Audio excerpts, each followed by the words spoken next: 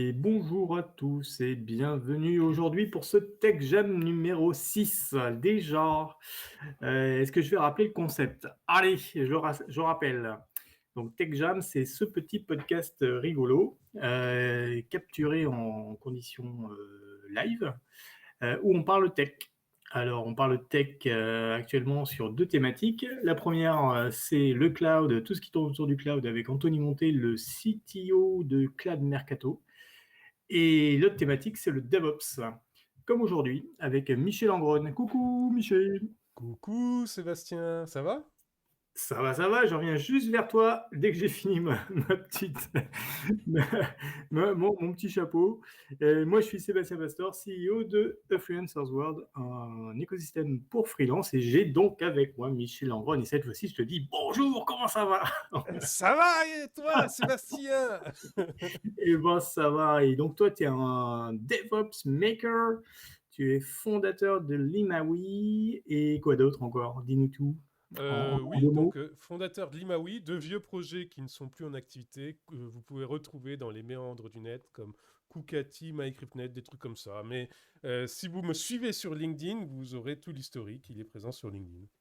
Voilà. Voilà. Et tu as une chaîne Twitch.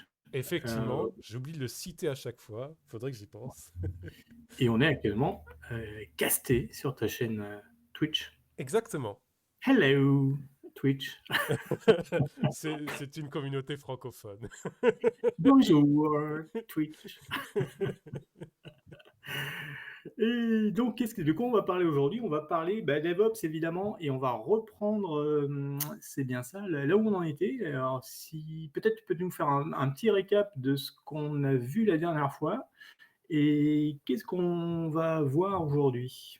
Alors, la dernière fois, on a vu des bases de CI/CD, comment structurer un CI, ensuite comment commencer à toucher un peu le CD, Continuous Deployment et Continuous Delivery.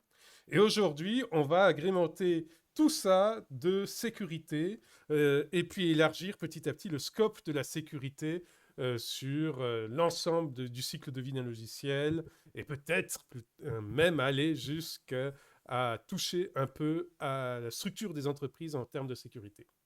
Voilà le programme. L'idée, Ouh, ça ça serait sent ça. bon. Ça sent bon.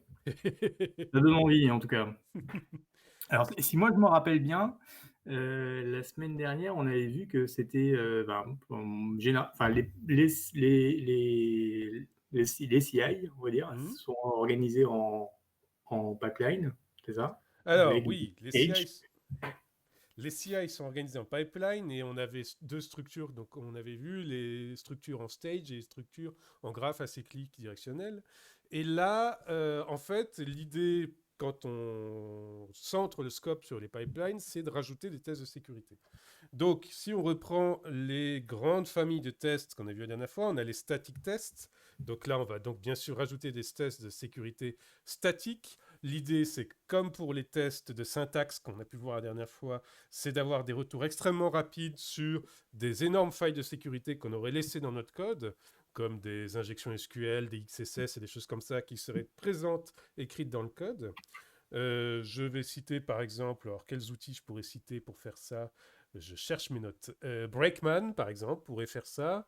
Il y a des outils pour PHP. Alors, ça fait un petit moment que j'utilise plus PHP, donc je suis désolé. J'ai oublié le nom, mais j'en utilisais un qui s'appelait. euh, Ah, je me rappelle plus. Mais je retrouverai, je mettrai dans les Ah, liens sous le podcast.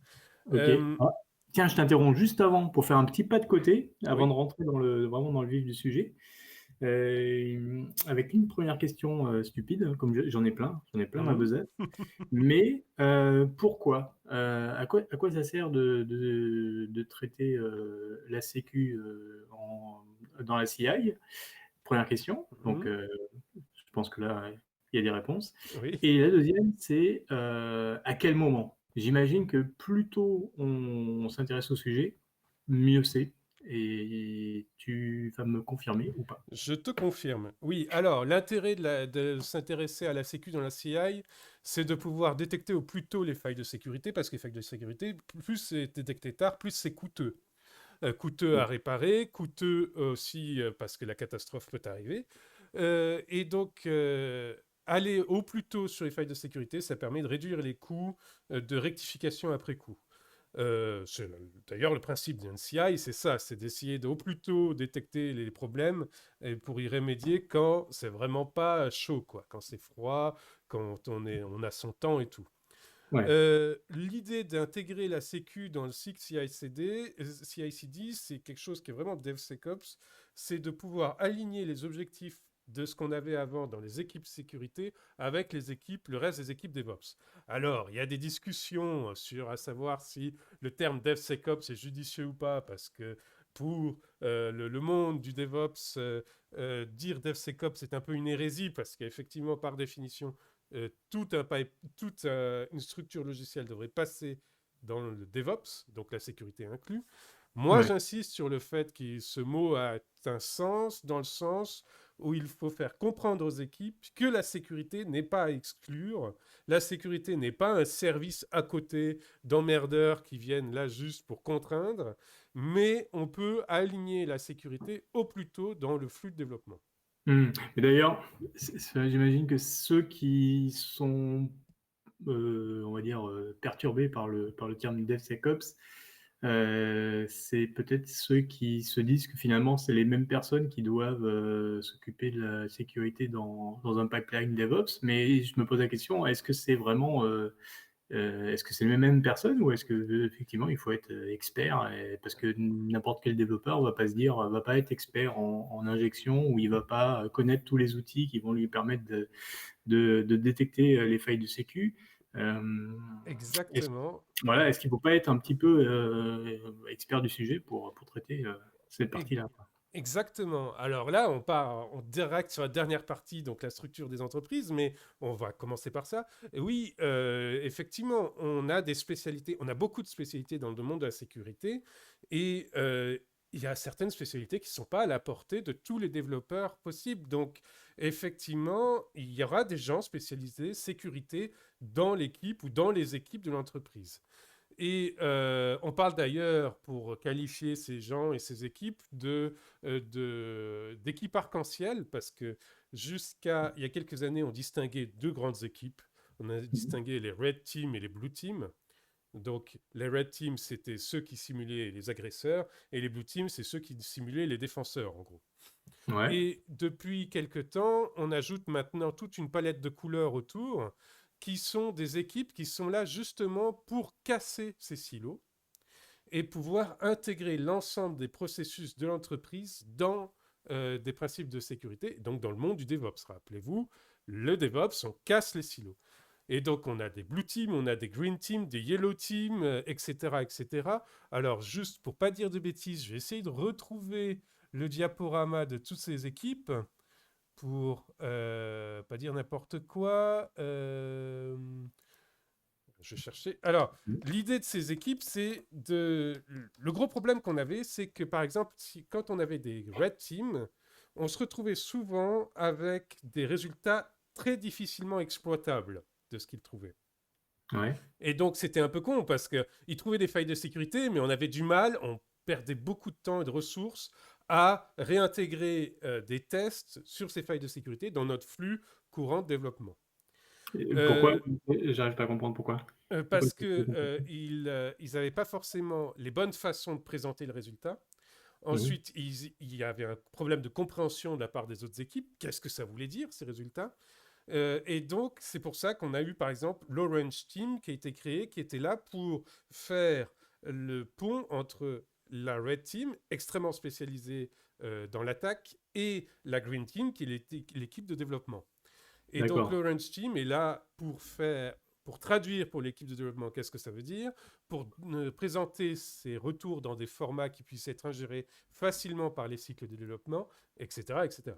Et donc, en fait, ce morcellement en équipe Rainbow, donc d'arc-en-ciel, sert en gros à faire des passerelles entre les deux équipes originales qui sont les Blue et Red Team.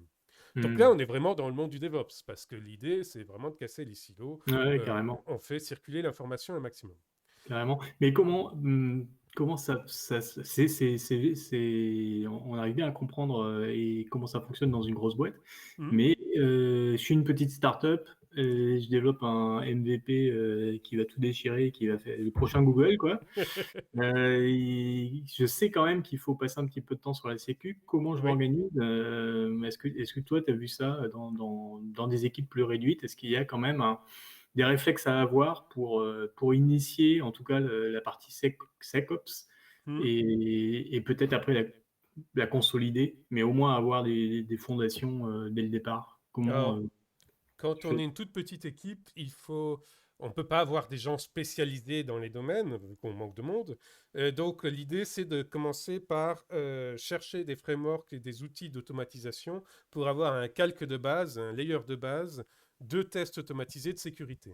C'est le Ouais. premier niveau, c'est-à-dire que ces tests-là ne feront pas tout, ne vous détecteront pas forcément tout, mais ils vous détecteront les plus grosses failles, les trucs évidents, mais que vous n'avez pas encore en évidence parce que vous n'avez pas encore acquis la compétence. Donc c'est ça que je commence, quand une entreprise veut commencer à intégrer du DevSecOps dans ses flux, la base c'est ça, avoir des outils automatisés qui testent les différentes étapes de votre cycle de développement, parce qu'avec ça déjà vous dégagez les plus grosses failles et après on peut commencer à discuter, à monter un peu en valeur là-dessus. Et ça, tu peux nous donner, tu nous donneras les liens, Ah des oui, plus oui, gros j'ai frameworks. beaucoup de liens à donner. Yes. Ça, c'est bien, ça, c'est super pratique, c'est très bien. Mm.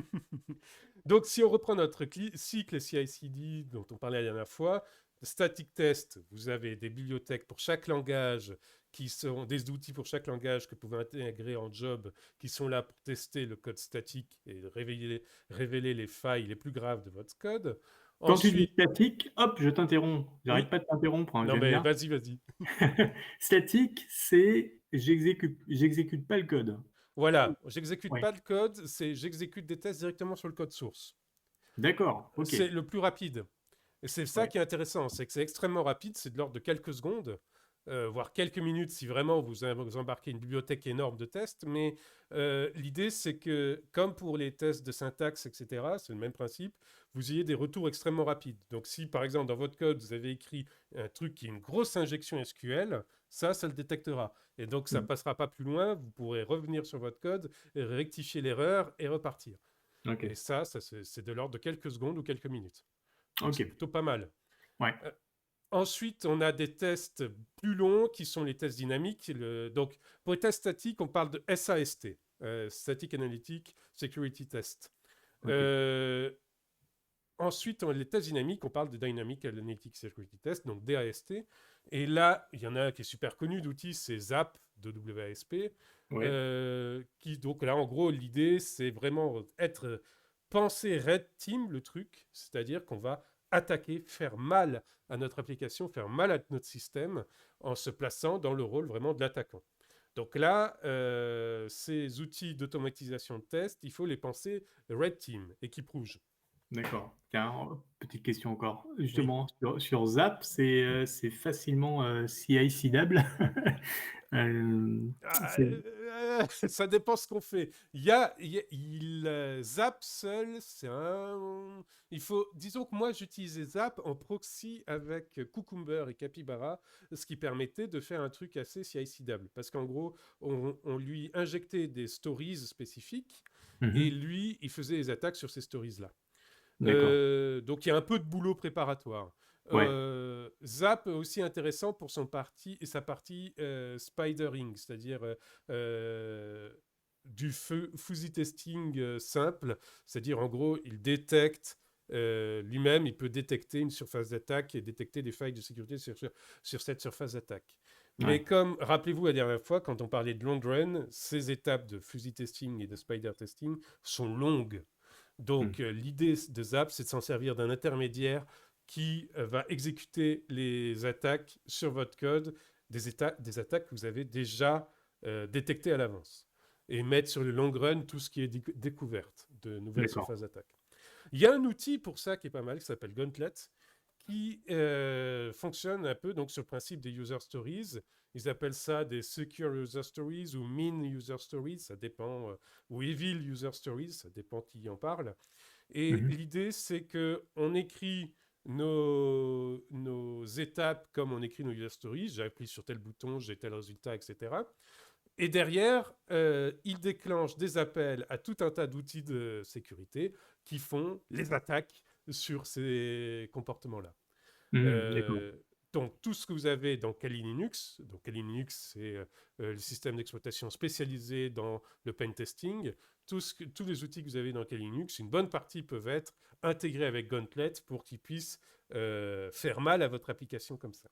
Tiens, Donc là, bim, encore une question. oui, Euh, Est-ce qu'il ne faut pas faire attention à pêcher par excès, c'est-à-dire utiliser un petit peu trop d'outils qui risquent de se chevaucher, ou alors au contraire c'est bien parce que ce qui n'aura pas été détecté par un sera peut-être détecté par l'autre. ah bah Comment alors tu... ça, c'est l'éternelle question du temps, argent, qualité. C'est-à-dire que plus vous mettez d'outils, plus vous avez des risques d'overlap, Hmm. et plus vous perdez de temps sur votre CI/CD. Rappelez-vous, quand même, l'objectif du CI/CD, c'est des retours rapides.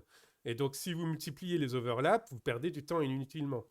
Pour gérer ça, on avait commencé à en parler la dernière fois. La première étape, quand vous commencez à automatiser, à mettre des outils de sécurité sur votre pipeline, c'est d'avant déterminer un modèle de menace, un threat modeling. La dernière fois, on en avait parlé avec le jeu de cartes Elevation of Privilege, qui pour moi est une bonne intro au threat modeling. Mais vous pouvez utiliser aussi d'autres outils comme Rapid Risk Assessment, qui est un outil créé par la Fondation Mozilla. En gros, l'idée, c'est d'avoir, avant de commencer à ajouter des tests de sécurité, que vous posiez en équipe, que vous ayez un diagramme, un schéma de votre app, de votre infrastructure, de ce que vous voulez, et que vous commenciez ensemble à déterminer quelles sont les failles potentielles qu'il peut y avoir sur cette infrastructure.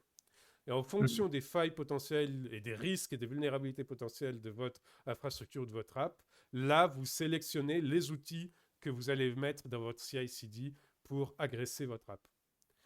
D'accord, mais du coup c'est vrai que ça peut être... enfin, la démarche peut amener à un biais, quoi. C'est-à-dire que Exactement. Oui, tu vas tester que les trucs que tu sais, mais justement toute la partie que tu connais pas, ça va pas être testé. exactement. Ça, c'est le gros problème de sécurité.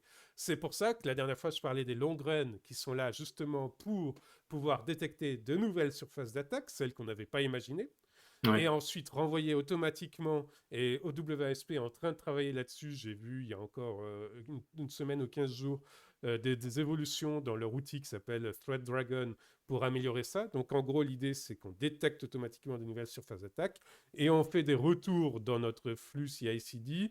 Attention, on a détecté telle nouvelle surface d'attaque, accordez-vous en équipe pour savoir quel test on va valider dessus, quel outil on va utiliser pour tester ces nouvelles surfaces d'attaque.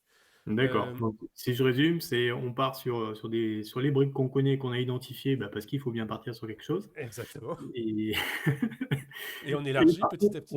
on prévoit l'outil qui va nous permettre de tester une surface plus large et on va faire évoluer avec le temps les tests, quoi. C'est ça? Exactement. Ça, c'est l'étape 2.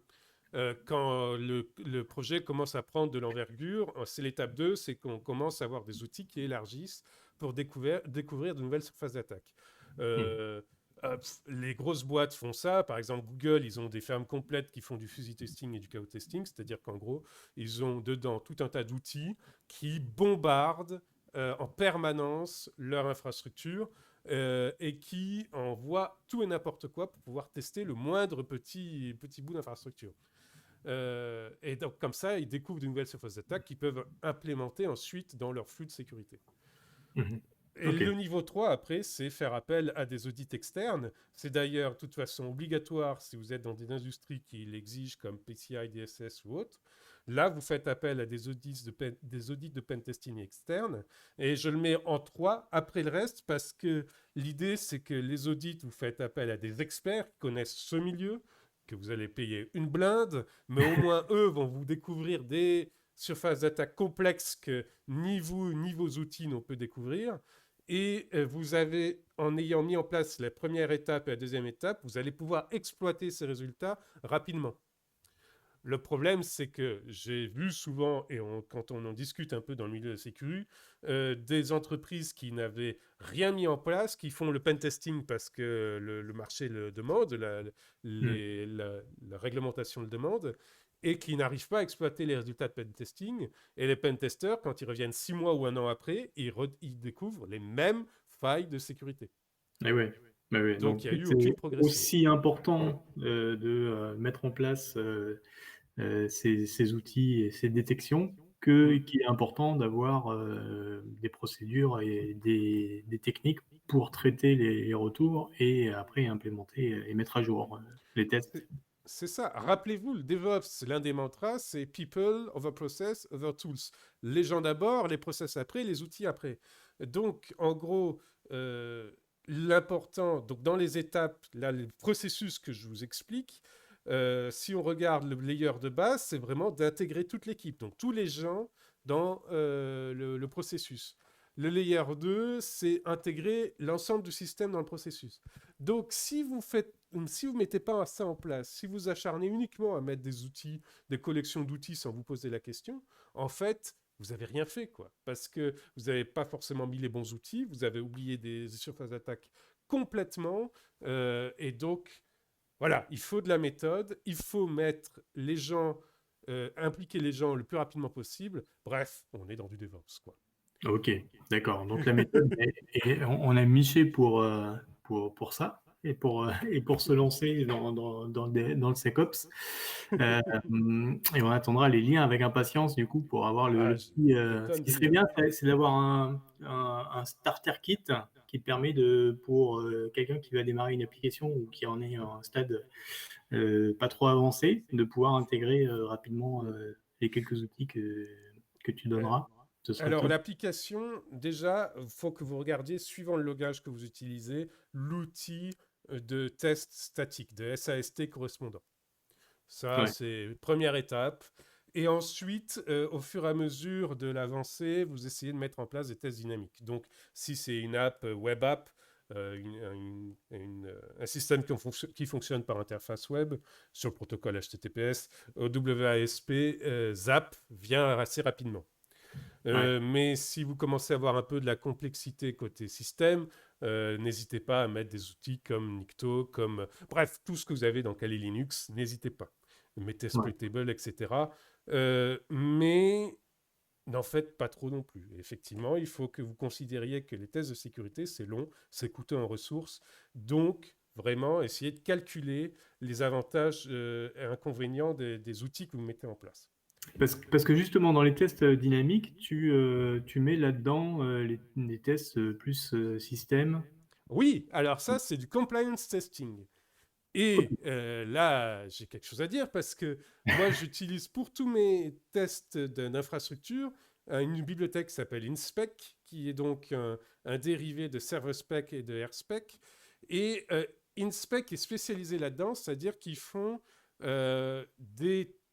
ils scannent des systèmes et ils vous donnent, et vous écrivez au test dans InSpec qui disent est-ce qu'il y a tel fichier dans le système, est-ce qu'il manque tel fichier dans le système, est-ce que tel processus est actif, etc. etc. Et scannent les systèmes et ils vous donnent les résultats. Et l'avantage d'InSpec, c'est il y a une notion d'héritage et il y a une notion de packaging. Et donc, en gros, si quelqu'un dans le monde a fait un profil InSpec, c'est comme ça que s'appelle le packaging chez InSpec, c'est quelqu'un dans le monde a fait un profil InSpec pour tester la sécurité de votre MySQL, par exemple, vous pouvez l'appliquer directement sur votre infrastructure et vous aurez les bonnes pratiques de cette personne qui est spécialiste du sujet directement dans votre infrastructure. Et donc, vous verrez, détecterez les problèmes de configuration de votre MySQL dans votre infrastructure. Pourquoi D'accord. j'aime bien ça? Parce que moi, je suis membre de la DevSec.io, qui est ou DevSec Hardening Framework, qui est une communauté open source qui justement fait des profils inspect de sécurité. Et D'accord. donc, on a du Linux de base, on a de l'Apache, du MySQL, du Postgre, on a du Kubernetes, on a du Docker, etc. Et donc, en gros, vous avez juste à prendre les profils, les appliquer sur votre infrastructure et vous avez toutes les bonnes pratiques et une spec qui met rouge ou vert suivant que vous avez des bonnes configurations ou des mauvaises configurations. Donc ça, c'est du D'accord. compliance testing. Et D'accord. j'ai vu récemment qu'il y avait un outil qui s'appuyait maintenant sur InSpec pour développer des solutions qui permettent justement de pouvoir tester la compliance PCI DSS, MITRE, etc. de votre infrastructure en s'appuyant sur des profils InSpec. Ok. Donc, c'est plutôt pas mal. Hmm. Avec un petit conseil de vieux, c'est évidemment moins on en met sur nos systèmes, mieux c'est. Donc, Ah oui, bien sûr. Ouais. ça évite de faire des trucs alors qu'on a besoin que d'un MySQL. On va peut-être pas avoir besoin de cette instance même cache qui tourne ou du Redis ou du machin, alors Ouais. que. Ça, il faut toujours se rappeler la parole de Saint-Exupéry. Un système n'est pas parfait quand il n'y a plus rien à ajouter, mais quand il n'y a plus rien à enlever. C'est beau. C'est, je savais qu'on flirtait avec la poésie. Et ben voilà, on a la preuve. Merci Michel. Et de rien. Hey, bonjour Anthony. Et Anthony qui est là. Salut Anthony. Bonjour. Oh là là là, il a Bonjour. fait la fête. Il a Ibiza encore. Tu viens de te réveiller. Non, pas du tout. Eh bien, enchanté. Enchanté. Qu'est-ce que je fais là? Qui suis-je? Qu'est-ce qui se passe? Donc, si on continue, le CI/CD, donc là, il commence à être un peu sécurisé, SAST, DAST. Maintenant, on va essayer d'élargir le scope et s'occuper des dépendances. Parce que dans vos projets, il y a forcément des dépendances. Vous réinventez pas la roue à chaque fois, vous appuyez forcément sur des briques faites par d'autres. Et donc ça aussi, il faut le tester, il faut l'intégrer dans le flux. Donc là, on commence à parler de dependency scanning et de scanning de la chaîne de valeur, sécurité de la chaîne de valeur de votre projet. Bien sûr, j'ai des tonnes de liens pour ça aussi. Hmm. Et le scanner le plus connu à l'heure actuelle, c'est celui qui scanne les images Docker, donc que ce soit Claire ou son concurrent qui est... J'ai un trou à l'instant sur le nom du concurrent, c'est terrible. Bref, L'autre. l'idée... Pardon. Si c'est pas clair, c'est l'autre. Voilà, Bon. si c'est pas clair, c'est l'autre. Donc ça, c'est celui qui apparaît partout. C'est la base pour du dependency scanning. Mais il faut quand même aller plus loin que ça. Il faut essayer de pouvoir détecter les problèmes de dépendance avant de construire l'image conteneur. Parce qu'on est quand même très loin dans notre CI/CD au moment où on construit l'image conteneur. Et le dependency scanning peut se faire dès le SAST, dès les tests statiques. Hmm. Et là, pareil, il existe pour chaque langage des outils pour tester les dépendances. Par exemple, chez NPM, on a NPM Audit. NPM Bon. Audit qui est intégré dans NPM vous détecte si dans votre package.json ou package.log.json, vous avez des dépendances NPM qui sont foireuses. D'ailleurs, je me posais la question, c'est vraiment sûr le NPE, enfin, le audit, ou est-ce que enfin, dans le monde de la sécurité, c'est suffisant? Il va être à jour des dernières. C'est jamais suffisant. C'est Ouais. jamais suffisant. C'est toujours une petite brique après une petite brique. L'idée, c'est d'avoir une infrastructure en pelure d'oignon, c'est-à-dire qu'on rajoute des, des, des couches de sécurité les unes après les autres. Aucune n'est suffisante par elle-même. Mais par contre, quand on commence à avoir une bonne chaîne de sécurité, on peut se dire qu'un outil compense l'autre. NPM Audit, je t'avoue que je n'ai pas regardé dans le détail quelles sont les bibliothèques d'appel de CVE que NPM Audit appelle et si on peut en ajouter d'autres, si on peut ajouter d'autres sources. Ouais. Mais il n'y a pas que NPM Audit, il y a d'autres outils qui font ça. Et de toute façon, si vous faites NPM Audit au moment du statique, vous avez un certain nombre de failles révélées. Et puis après, vous avez votre conteneur, scan de conteneur, ça vous en révèle d'autres si ce n'est pas les mêmes sources. Vous avez Metasploitable qui peut aussi vous en révéler d'autres, etc. Donc, peut-être qu'au bout, on a une chance plus élevée d'avoir suffisamment eu de tests pour évacuer les manquements qu'aurait eu NPM Audit. Mais D'accord, ouais. l'idée d'NPM Audit, c'est que comme c'est du SAST, c'est au plus rapide. C'est-à-dire que si jamais vous avez une dépendance toute trouée, il vous la détecte au bout de quelques secondes Ouais. dans Ouais, votre ouais. cycle. Et donc vous pouvez corriger très rapidement. Alors que Ouais. le scan de conteneur, ça arrive beaucoup plus tard dans le cycle. Ouais. C'est vrai qu'avec NPM Audit, bah, il y a la commande NPM Fix, et hop, il va chercher la dernière lib qui a été mise à jour et Oui. qui a bouché le trou. Ça, c'est fort, quand même. Oui. Alors, justement, question subsidiaire sur les dépendances. Tu parles de NPM fixe. Euh, Au niveau de votre CI/CD, c'est pas là que vous mettez à jour vos dépendances. Au niveau de vos CI/CD, vous avez figé vos dépendances. Vous avez un lock, un package-lock, un bundle.lock, un package.json-lock suivant le langage que vous utilisez. Au CI/CD, vous avez fixé vos dépendances parce que sinon, vous ne savez pas ce que vous testez. Si vous avez des dépendances flottantes, vous ne savez pas ce que vous testez. Par Ouais. contre, NPM fixe, il se fait effectivement dans l'environnement dev. C'est-à-dire, si NPM audit en CI/CD vous détecte la faille, vous tirez votre code, vous git poolez votre code, vous faites un npm fixe, ça vous modifie votre lock, et vous committez votre log, vous repouchez, et puis c'est reparti. Mm. Sur la gestion des dépendances, il y a effectivement d'autres problèmes qui se posent. Il y a par exemple l'intégrité des paquets, avec des attaques man in the middle. On a chez NPM, ça commence à s'améliorer, mais il y a d'autres package managers où c'est pas folichon. Pour vérifier l'intégrité d'un paquet, il faut vérifier deux choses. Ou au moins, il y a une chose qui est extrêmement intéressante et l'autre qui peut être qui est bien aussi. La chose extrêmement intéressante, c'est vérifier si le paquet a une signature et vérifier la signature du paquet.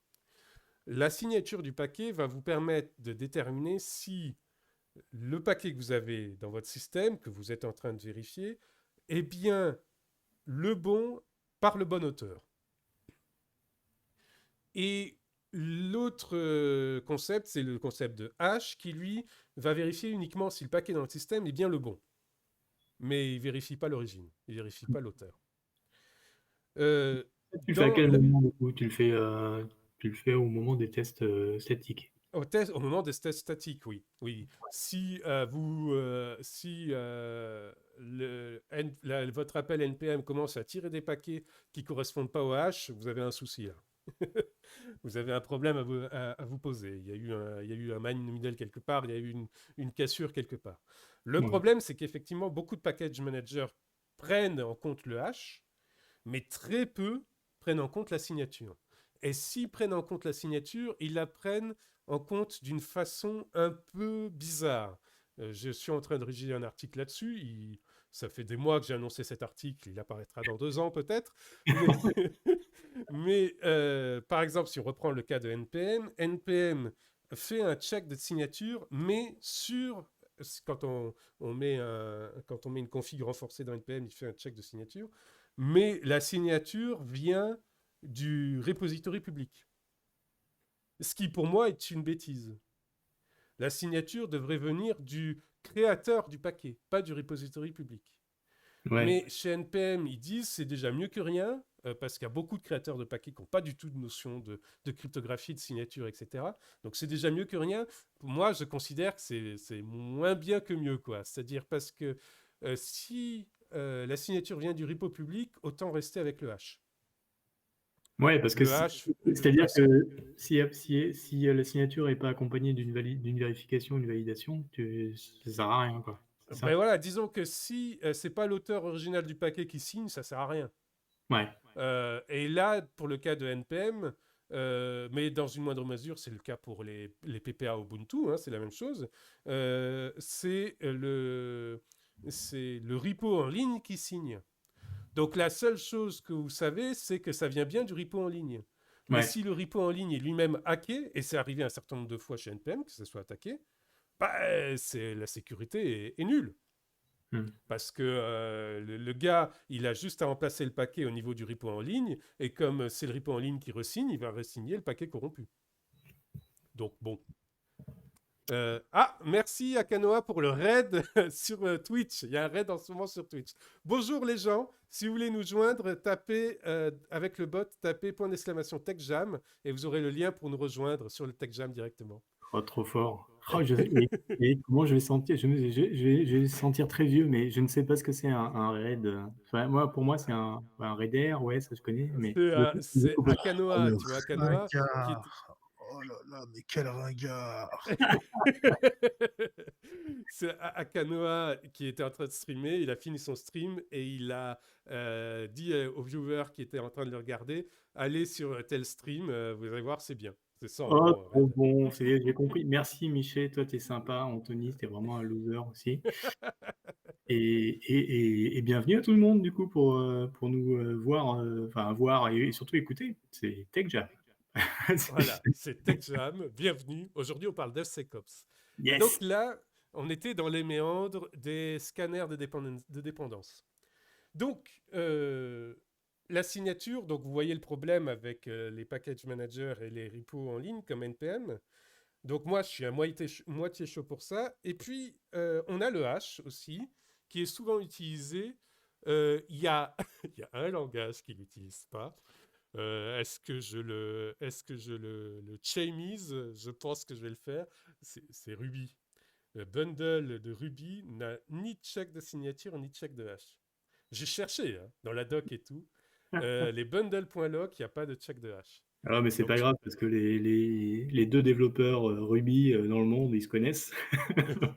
non Oh, mais oh Je rappelle que InSpec, dont je parlais tout à l'heure, est développé en Ruby. Je ah rappelle que merde. GitLab est Oui. développé en Ruby. Et, et oui, bah, tout ce qui est lourd et poussif, pardon, excusez-moi, voilà, je ne le referai plus. Et Donc, donc, alors moi, ce qui m'intéresse, c'est comment tu arrives à. Qu'est-ce que tu fais, toi? Tu testes pas, tu checkes les alors, signatures. les tests de dépendance, moi, j'essaye de trouver les hashes et les signatures quand je peux. Donc, malheureusement, pour beaucoup de langages, je suis malheureusement obligé d'utiliser uniquement les hashes. Mais Ouais. par exemple, si on prend le cas de Python, par exemple, avec Python, on a un outil qui s'appelle PypTools qui permet de faire un requirement d'un requirements.in, un requirements.txt où on a toutes les dépendances avec leur hash. Yes. Donc là, on a gagné déjà un poil en sécurité des dépendances. Je Ouais, vois que mais PypTools a beaucoup de succès. Python, c'est bon. Ah ouais. Mais pour les signatures, pour l'instant, quand j'ai fouillé la doc de NPM ou de Pip ou de Python, les recommandations sont de checker à la main. Donc c'est pas très... disons qu'il y a du boulot de ce côté-là à travailler parce que personne ne checkera chaque dépendance à la main. C'est pas possible. C'est un vœu pieux. C'est clair. Donc voilà, dependency scanning, on est au tout début de la sécurité de la supply chain, la sécurité donc de l'écosystème au-delà du soft lui-même. Yes. Et il y a 6 mois, ça a été important parce qu'il y a eu une attaque de supply chain c'était sur GitLab, je ne me rappelle plus exactement, je crois que c'était sur GitLab, où quelqu'un avait réussi à changer une dépendance d'un job et ça avait passé inaperçu et il avait réussi à injecter son petit paquet malicieux dans la dépendance d'un job.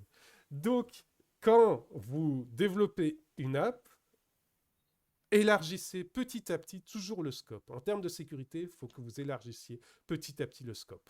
Mhm. Akanoa qui fait plop, plop. Rejoins-nous sur le Tech Jam, Akanoa. Ah oui, tiens. Et donc, si on regarde donc dependency scanning, on commence à élargir et là, on va commencer à se poser des questions de management des équipes, des choses comme ça. Parce que, imaginons, on a développé notre super app et tout, on a un compte admin sur notre app, et le mot de passe du compte admin, c'est admin. Mhm. Ah, tu manges? Ok, 5h30 de reste dans les pâtes, il a Canoa. Bon, Il ben, est- bon appétit, Canoa. Donc, si le mot de passe de votre compte admin, c'est admin, donc ça veut dire que si vous n'avez pas élargi le scope au-delà du pur code et que vous n'êtes pas occupé de management, de gestion de votre app, etc., bah, c'est comme si vous n'avez rien fait, en fait. Parce qu'un compte admin avec un mot de passe admin, c'est trouvé en 3 minutes et c'est fini. Ouais. Alors, comment tu fais pour élargir? Ah, t'écoutes. Eh bien, pour élargir, il y a des frameworks qui existent, qui permettent de prendre en compte la globalité de votre fonctionnement d'entreprise et vérifier son degré de maturité. Pourquoi je parle de framework? Tout simplement parce qu'on va revenir à ce qu'on a dit en début de podcast, c'est que beaucoup de gens n'ont pas les compétences. On n'a pas les compétences pour tout connaître en matière de sécurité. Et au moins, l'avantage de framework, c'est on arrive à avoir une vue globale. Et donc à ne pas oublier des bouts. Il y en a un donc, de framework qui existe, qui est fait par la fondation WSP, encore une fois, parce qu'ils sont vraiment présents sur le sujet, forcément. C'est le framework SAM, qui est là donc pour checker tous les aspects de sécurité de votre entreprise au-delà de l'app. Donc, toute l'app elle-même, le flux de développement de votre app, qu'est-ce qui se passe en production, quels checks vous avez mis en production, donc de détection, de pénétration, etc. Mais aussi toute la partie managériale, c'est-à-dire en gros, qui a les accès admin? Est-ce que les accès admin sont correctement sécurisés? Qu'est-ce qui se passe en cas d'attaque? Par quel chemin on peut répondre? Des choses comme ça. Et comment il se présente ce framework? C'est des Alors, questionnaires? pardon? C'est des questionnaires ou ça doit pas être automatique? Oui, c'est des questionnaires Ouais. que vous remplissez tous les 6 mois, par exemple. C'est des suites de questions que vous remplissez tous les 6 mois et il vous fait au bout du bout une sorte de diagramme de maturité en vous disant là, sur tel domaine, vous n'êtes pas très bon, sur tel domaine, vous êtes mieux, etc. Et je vois apparaître des outils qui permettent de l'automatiser un peu parce qu'il y a des bouts, par exemple, tout ce qui est gestion CI/CD, ça peut être automatisé. On peut envoyer directement au framework des infos disant il y a tel outil, il y a tel outil, il y a tel outil. Et Ouais. donc, il calcule la note tout seul, on n'a pas à remplir le questionnaire. Ouais. Pour la partie management, comme c'est humain, là, il faut remplir des questionnaires. Ouais. Ok. Donc voilà, là, on a élargi petit à petit le scope de notre sécurité. Et donc, sur ces entrefaits, une fois qu'on a fini de déployer tous ces outils, là, on peut commencer sereinement à faire venir les pentesters et les audits de pentesting. Parce que là, ils serviront à quelque chose. Si vous n'avez pas fait ça au préalable, ils vont vous détecter des failles de sécurité et vous ne saurez pas y remédier. Donc, ça n'a aucun intérêt, vous avez perdu du fric pour rien. Si vous avez mis en place ces outils, vous saurez remédier aux failles de sécurité qu'ils ont trouvées. Et donc, les pentesters seront là pour faire vraiment leur boulot, c'est-à-dire utiliser leur expertise pour trouver des failles que vous, dont ce n'est pas le métier, vous n'avez pas idée. Ok. Et donc pouvoir les réinjecter dans les flux après. Ok. Ok. Make sense. Make sense. Make sense. Mais je comprends que c'est du boulot. Hein. C'est énormément de boulot. Il y a un truc, je suis en train de regarder mes notes Oui. et je pense que tu n'as pas parlé des scanners d'artefacts. Ah ben, si, justement, les scanners d'artefacts, c'est les scanners de dépendance. En fait, Ah, toutes les pardon. dépendances sont des artefacts. Et les artefacts que vous produisez eux-mêmes, il faut les scanner. D'accord, je pensais que l'artefact, tu parlais de l'artefact final, le build, le build du build, quoi. Une fois qu'on a pondu en bout du bout le produit et qu'on allait le scanner de manière Alors, ultime. c'est les scans de conteneurs avec Claire. Et ça, D'accord. c'est les scanners d'artefacts finaux. C'est-à-dire, une fois que vous avez scanné vos dépendances, que vous avez scanné votre code que vous faites vous-même, qu'ensuite que vous avez agressé votre code en faisant du DAST, donc en vous mettant à la place de la red team, de l'agresseur, vous avez agressé votre code, vous lui avez fait mal pour pouvoir trouver toutes les failles de sécurité, vous avez en résultat un artefact, et celui-là, vous le mettez dans un repo, et sur ces repos, vous appliquez aussi des scanners. Pourquoi ?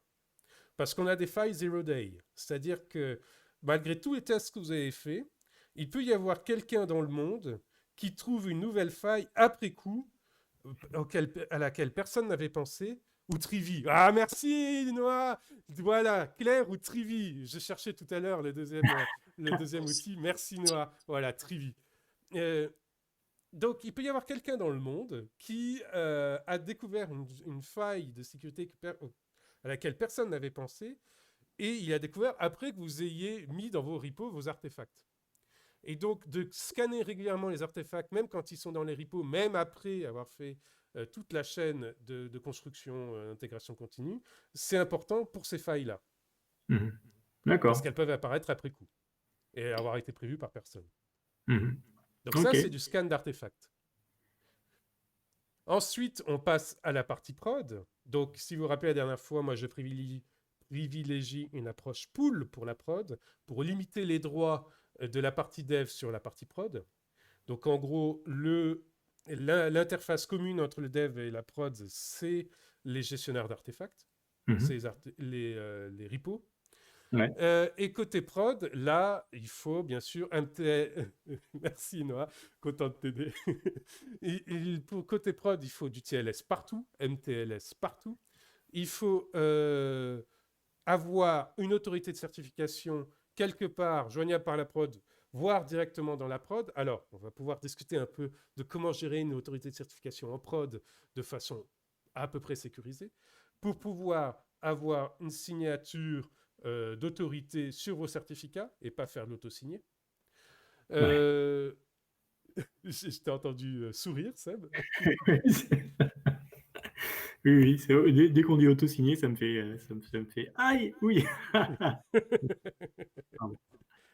Et donc, côté prod, il y a tous les tests de périmètre et on parle encore de couches d'oignon, de layering sur pour aller jusqu'à l'app. Donc, les tests généraux de périmètre, on a les grands outils de détection comme Suricata, Snort ou autre, le Mm. bien connu Fail2Ban, etc. Et plus on se rapproche de l'app, plus on monte en complexité et on a les, Les les WAF. Web Application Firewall. J'ai bien fait le WAF ou pas? J'ai eu peur. Moi, personnellement, j'ai eu peur. Mais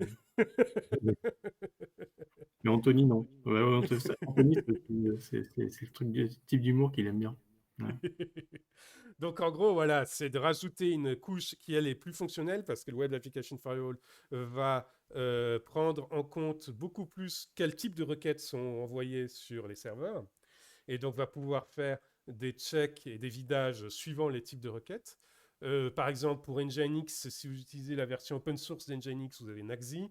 Si vous utilisez la version premium d'Nginx, je crois qu'il y a le module est intégré. Chez Apache, vous avez comment il s'appelle celui d'Apache? Il a été détaché Mode récemment. security. Mm. Pardon? Mode security. Mode Mode security. Security, voilà, Mode Ouais, Security. c'est une belle merde Euh, quand même, je vais le dire.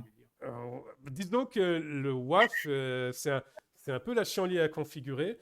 Ça Ouais. vous, disons que l'idée du WAF, c'est toujours l'idée que vous avez une architecture en oignon et que vous... Hello Karek, ça va? Sur Twitch, il y a quelqu'un qui me dit hello. C'est toujours l'idée qu'il faut arriver à mettre suffisamment de couches pour éviter que s'il y a une faille de sécurité détectée sur un des éléments, vous avez suffisamment de protection en amont pour éviter que l'attaquant arrive droit sur cette faille-là. Ouais. Euh, et donc, le WAF, il est là pour pouvoir contrer, mitiger les failles de développement dans l'app. Ouais. Parce que C'est un peu vous pouvez avoir des développeurs qui sont pas très, qui sont encore jeunes, qui n'ont pas encore des notions de sécurité très poussées, qui peuvent faire des erreurs. Le WAF est là pour éviter la catastrophe, pour éviter que les erreurs soient vraiment destructrices. Parce que tout le monde a le droit de faire des erreurs. Ouais. Enfin, en fait, c'est c'est vraiment le dernier rempart, quoi. Il est vraiment super près de l'application, le chien, le WAF. Oui, et alors, il y en a un qui est en train de sortir actuellement, qui est encore plus près de l'application, qui, lui, s'exécute comme des hooks, des crochets sur les appels fonctions et les appels objets dans le code lui-même. Ouais. Mais je t'avoue que pour l'instant, en open source, je n'ai trouvé qu'un projet open source qui soit fait par Baidu. Donc j'ai un peu les pieds froids pour le moment. Je regarderai s'il y a d'autres entreprises qui font ça. Le Ouais, il y a un principe, produit russe aussi qui est pas mal. je sais pas, mais disons que pour l'instant j'ai les pieds froids. Le principe est pas mal, ça ressemble beaucoup à ce que faisait par exemple Facebook avec XHPROF pour la performance, sauf que là c'est pour la sécurité. Le sigle, c'est quoi? C'est RASP? Je crois que c'est RASP le sigle. Oui, c'est RASP, le sigle général de ce type d'outil. Oui, Karek, la grande forme. Écoute, comme tu peux voir, n'hésitez pas à nous joindre sur le Tech Jam. Le Et oui, lien est ici, là. Vous tapez ça dans le chat et vous avez le lien pour venir nous embêter directement sur le Tech Jam. vous avez des N'hésitez questions pas. directement sur le Tech Jam en levant la Ouais. main. Voilà. Et tiens, un produit, un vieux produit dont tu n'as pas parlé, c'est OSEC IDS. Alors, les IDS, de manière générale, j'en ai parlé un peu avec Suricata, les IDS, Oui, c'est la première ligne de défense. oui, C'est-à-dire mais tu qu'en as parlé gros... d'OSEC, Hmm. voilà. Mais tu n'avais pas parlé d'OSEC, Ah, qui est, pardon, qui excuse-moi. est Bah, un j'avais vénérable. parlé de Suricata. Oui, c'est vrai, pardon. Excusez-moi, monsieur, Me excusez-moi. demande même s'il est encore maintenu, je ne sais plus trop s'il est maintenu OSEC. Ah, je sais plus, j'ai pas regardé récemment. Ouais. Donc ça, c'est la première ligne de défense. Les IDS, c'est c'est prendre l'infrastructure dans sa globalité et pouvoir détecter s'il y a quelqu'un qui commence à être méchant avec l'infra. Euh, euh, c'est lourd à mettre en place dans une infra. C'est nécessaire quand on est sur des environnements cloudifiés. En général, c'est un peu moins nécessaire parce que les cloudificateurs le font pour vous. Mais quand on est sur du on-prem pur, il faut quand même essayer de le mettre en place. Ouais. Ouais. Euh, Ça permet de savoir, Suricata, ça pardon. permet de savoir ce qui se passe un petit peu sur ton infra euh, Exactement, oui. Ça dans les permet nodes de bizarres. voir voilà, Ouais. des processus qui ne devraient pas tourner qui tournent, des fichiers qui sont là, on ne sait pas trop pourquoi, qui ont des noms bizarres et tout ça. Voilà. Ouais.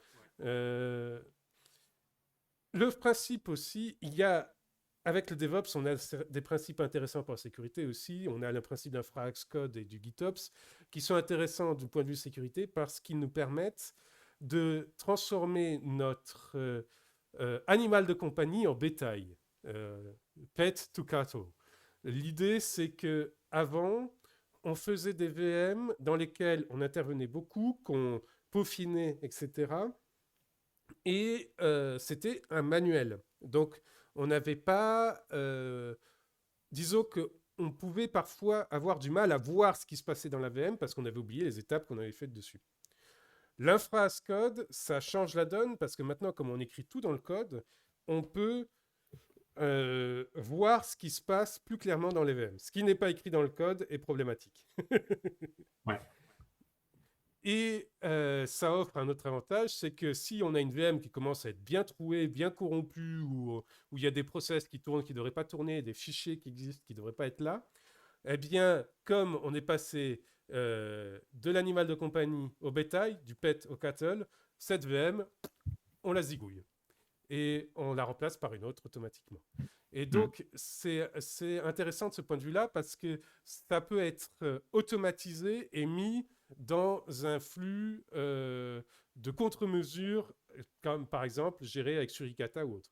Avec Suricata, par exemple, on peut envoyer des jobs qui sont là pour dire euh, tel secteur, tel segment, tel VM a été compromise.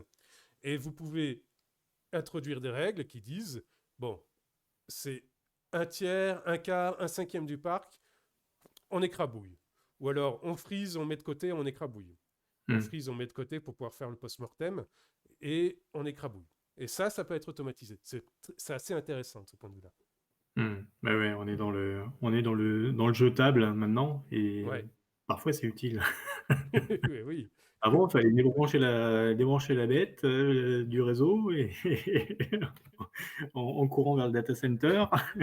Ouais, oui, c'est ça. C'est pas facile. Les temps changent, Sébastien, les temps changent. Mais oui, complètement.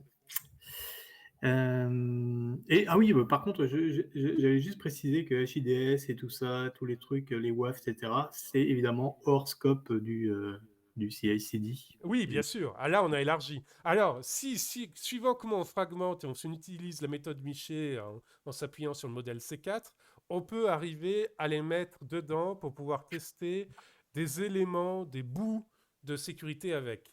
Mais bien sûr, quand on est dans un CI/CD, on perd quand même la vue globale. Et pour un IDS, ce qui est important, c'est la vue globale de l'infrastructure.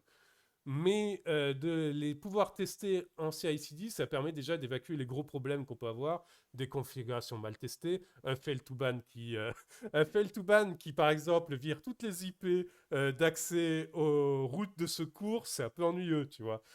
C'est pas mal de pouvoir tester ça avant. Ouais, ouais, ouais, clairement. Oui, bah tiens, j'ai eu un cas, moi, d'une application. Bah, justement, j'étais tout content de mon OSEC. Mhm. Et régulièrement, il y avait des mecs qui étaient. Enfin, l'application marchait pas pour eux, quoi.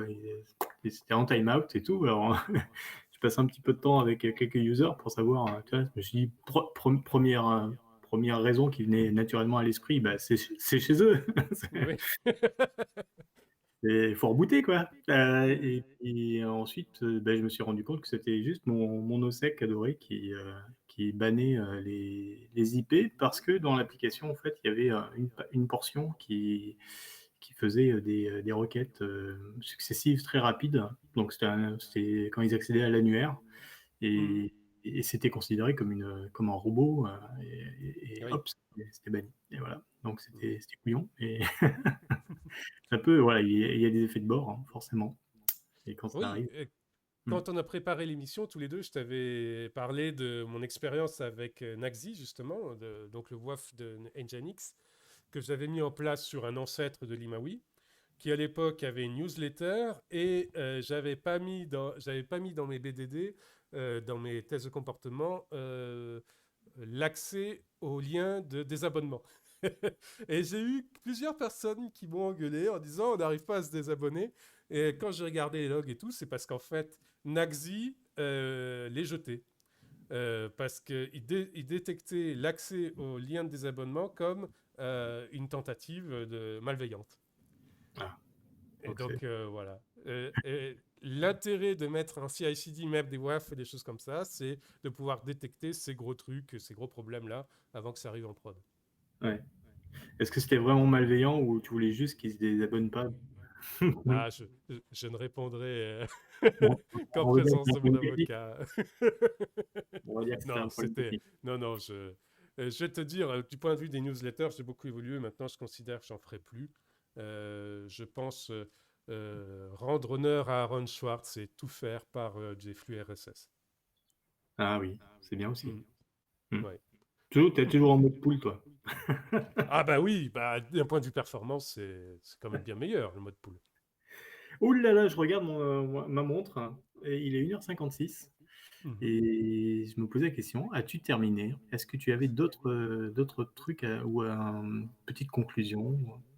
Alors, écoute, pour le moment, j'ai terminé, mais je peux en discuter des heures. Donc, supply chain, production, on en a parlé, DAST, AST, dependency analysis. Oui, je pense qu'on a fait un petit tour déjà, une Ouais, petite intro. on a une bien meilleure Voilà. idée de ce qui peut être mis en place au niveau sécu Mhm. dans la CI, et puis après se branler la nouille pour savoir si ça s'appelle du DevSecOps ou du DevOps. Et honnêtement, on s'en Ah, tape, franchement. En tout cas, moi, je m'en tape. Et j'espère que ça vous aura intéressé, vous sur TechJam ou vous aussi sur Twitch. Et coucou et au revoir. Et par contre, la semaine prochaine, j'en profite parce qu'il y a Anthony qui est sur le Tech Jam pour lui demander qu'est-ce qui se passe la semaine prochaine parce que c'est un Tech Jam cloud. Et je me rappelle plus en fait qu'est-ce qu'on va voir. Tu peux m'éclairer? On va être avec Monsieur Jean-Louis Tinguigné et on va parler d'AI, de GPU, du marché du cloud et comment on va évoluer les IA, etc., etc. Ah, yes, yes, yes. On va parler IA. Et ça va faire mal à la tête certainement parce que forcément on va parler ML. Et moi, dès qu'on me parle ML, j'ai mal à la tête. Mais ça va être super intéressant. C'est génial parce qu'Anthony, il nous ramène plein d'invités super intéressants. On passe un super moment. La semaine dernière, et donc c'est voilà, je suis perturbé. Le Tech Jam de la semaine dernière, je vous invite à l'écouter en podcast. C'était avec le CTO de GaiaX, rien de moins. Et c'était top. Voilà, c'est fini. Je vous dis au revoir. Je dis merci à Miché, merci à Anthony et merci à tout le monde. On se revoit la semaine prochaine pour un prochain Tech Jam. Bye bye. Bye. Et au revoir Twitch. Je vous dis bye bye à vous aussi. On se revoit ce soir pour la suite des opérations sur notre install de cluster Kubernetes. À ce soir!